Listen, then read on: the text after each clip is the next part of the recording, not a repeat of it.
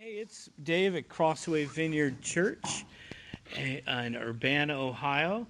And with me today for this Kingdom Conversation is a friend of mine and a member of our church, Sally. And we're going to hear a little bit of her story. It's a pretty incredible story if you're not familiar with it. But Sally, thanks for joining me today. How are you doing today? I'm okay. You're okay. You look good. I know Thank you. we just had church, so we had a good service. Well, and part of it too, one of the Sally and I had a recent discussion, and it kind of fit perfectly because we want to really recognize and honor Black History Month.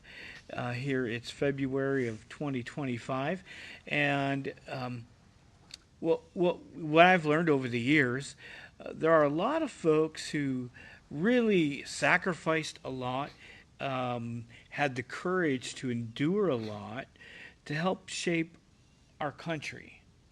And a lot of those people you never hear about. They just have stories that aren't given a lot of attention to. So we're going to talk a little bit about one of those people and Sally's connection. So, Sally, I don't want to talk too much for you because I think you've got some of a really good story to tell. People are going to really like it. But Sally, her last name is Stanhope, and recently in a conversation, she told me about her connection, her family's connection to George Washington. It's a pretty amazing story, um, and even how her name came about. Would you mind telling us a little bit about that, Sally?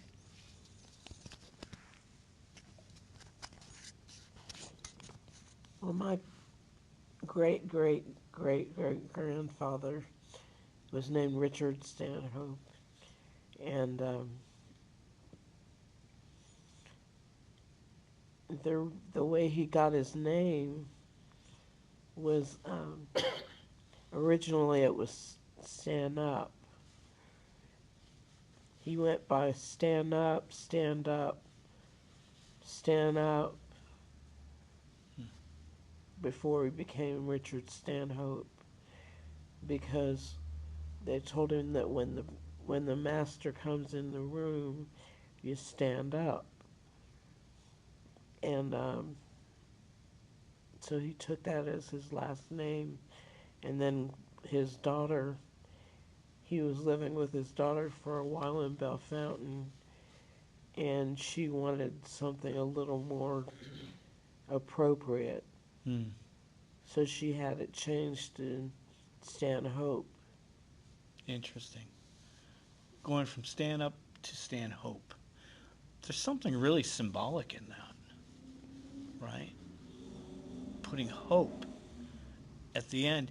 So, I after our conversation, I did a little research, and so Sally, as she mentioned, her great great great great grandfather was actually a valet for George Washington, um, and they were actually very close friends. Now, Mr. Stanhope, Richard Stanhope, he was born into slavery, so this would have been way pre Civil War, in fact, pre Revolutionary War. And what I found out was that your great great great great grandfather was actually very close friends with George Washington. And during the Revolutionary War, when he was General Washington, Mr. Stanhope would actually accompany him at different battles around the eastern part of the country during the Revolutionary War. And in fact, he actually served as a soldier and fought in two of the battles at least where he got injured. The account that I read, one injury was to a hand from a British soldier, like it was hand to hand combat, and another one was his leg. He hurt his leg, and I don't know if it was it said a ball, but I don't know if that meant a bullet or did that mean a cannonball kind of a thing?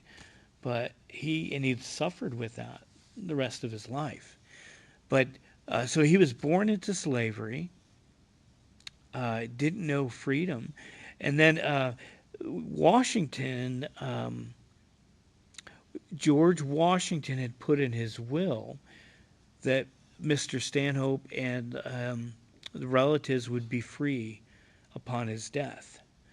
And so Martha freed Richard in 1801. So this was 60 some years even before the Civil War. He was a free man, and because he was a patriot in the Revolutionary War and fought in the Revolutionary War, the government gave him 500 acres of land. That was typical back then.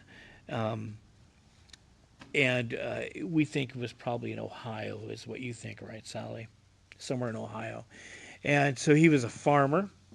Mr. Stanhope was a farmer. He was a Baptist minister. He was a preacher. So he was a man of faith.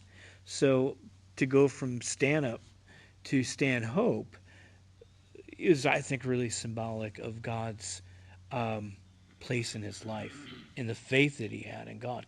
I can't imagine enduring what he had to endure. And he did really well for himself. I mean, he was a big landowner and was very successful in his life. Even when he was with the Washingtons, it seemed like there was a real favor on his life. Like, we know it's the context of slavery, and you can never justify slavery, ever. But we understand the context at that time. And he was actually, I think they would have considered him and Washington would have considered each other friends. In fact, one account I read was because he was born on that property, that George Washington actually gave him his first name, Richard. I don't know. That's what I read in the account. So you have an amazing connection to American history, and just your family's lineage, what you've courageously endured, what you've carved out for in life, and the way you helped shape, especially Central Ohio, because he settled in Urbana, right? And he's buried here in Urbana. In fact, at the Urbana Historical Society, they have quite a presentation for him, where you can learn more about his life. And how many kids did he and his wife have? 28 kids. But I guess she said, this was Dr. Ebert. Oh, yeah. I read that article. She said that she thinks he had 3 wives. Okay. Over time. So 28 kids. 28 kids. 3 wives. Can you imagine feeding 28 kids? Oh, my goodness. 28 kids, and he lived until the age of, I think that's incredible too. 114. 114 years. So he lived, what a full life, my goodness. I just thought it was amazing, and I told Sally when we were talking about this, I didn't know that there was, in the Historical Society, he has a whole area that commemorates his life. And I said, somebody's got to pass these stories on. But it's neat that your family played such a part in the development of our country and is so closely linked to the very first president of our nation, and help fight for the freedoms, the freedom to be an independent nation that we experience today. Like, your family helped fight for that. And he fought also for the freedom of other slaves. That's right, he did. With the Underground Railroad.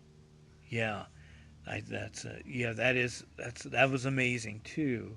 He's one of only maybe 2 or 3 freed black slaves who who in Urbana hide slaves coming up from the south, and then he'd get them to Bellefontaine, where then they would go to Canada.